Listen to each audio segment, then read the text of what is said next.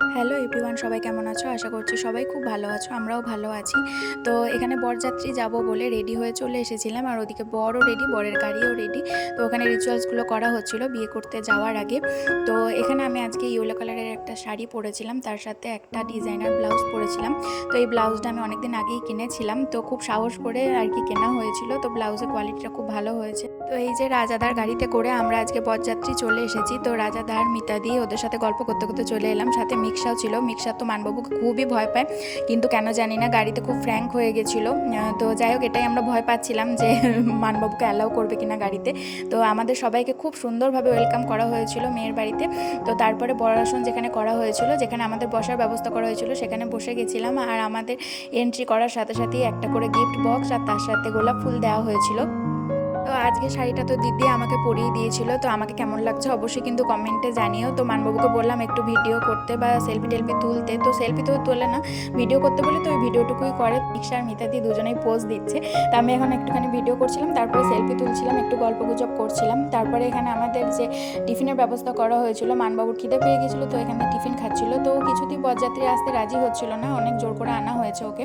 তো এখানে দেখো অথর্বকেও একটা ওয়েলকাম মালা পরানো হয়েছে ওকে, যেহেতু নিদ বর। তারপর আমরা স্টলের কাছে চলে এসেছিলাম, আর মানবাবু আসতে চাইছিল না, কারণ অনেকদিন আগে থেকেই বলছিল যে যাবো না যাবো না। আর ওর এসব মানে বরযাত্রী কোনো যাত্রী এরকম যেতে ওর খুব একটু লজ্জা লাগে। তো আমারও বিয়ের পর প্রথম আর কি এরকম বরযাত্রী আসা মানবাবুর সাথে। তো যাই হোক, ওকে জোর করে আর কি আমি নিয়ে এসেছি। তারপর স্টল থেকে প্রথমেই গরম গরম মোমো খেয়ে নিলাম। তো এখানে আমার কাছে ব্যাগ ফোন এইসব ছিল। তো মানবাবু তো আমাকে একটু হেল্প করছিল না, তো সেই জন্য আমি বসে বসেই মোমোটা খাচ্ছিলাম। তারপরে বললো চলো বাইরে, আমি ধরছি। তো এদিকে দেখো ফিশ ফিঙ্গার নিয়েছে। তো ফিশ ফিঙ্গারটা আমি ধরিয়ে দিয়েছি ওকে, ওর একবার খাওয়া হয়ে গেছে। তার সাথে ও গরম গরম চা খাচ্ছিল, চাটা তো দারুণ লাগছিল, তার সাথে এই ফিশ ফিঙ্গারের কম্বিনেশনটাও দারুণ লাগছিল। তো মানবাবুকে আমাকে এখনও শিখিয়ে দিতে হচ্ছে যে আমি এটাকে ধরে খাবো, তারপরে তুমি আমাকে ভিডিওটা করে দেবে। তো এরকম শিখিয়ে পড়িয়ে এত মানে নিতে হচ্ছে, কি বলবো তোমাদেরকে।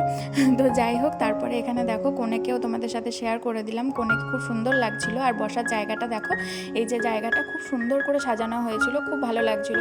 তো তারপরে ওখানে বর আসনে মেয়েকে পাঠিয়ে দেওয়া হলো, যেহেতু এখানে বরেরই একটা রিচুয়ালস থাকে, তো সেগুলো হচ্ছিল। তো সেগুলো আমিও করেছি, কিন্তু মানবাবুকে আমি চোখের সামনে বা হাতের কাছে পাইনি, তো আমি সেই ভিডিওটা করা হয়নি আমারও।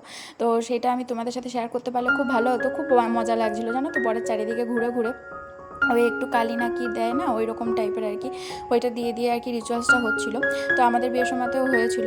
তারপরে এখানে মালা বদল হচ্ছিল। তো যাই হোক, এখন বর বউয়ের মালা বদল দেখলে আমাদের মালা বদলের কথাটা মনে পড়ে যায়।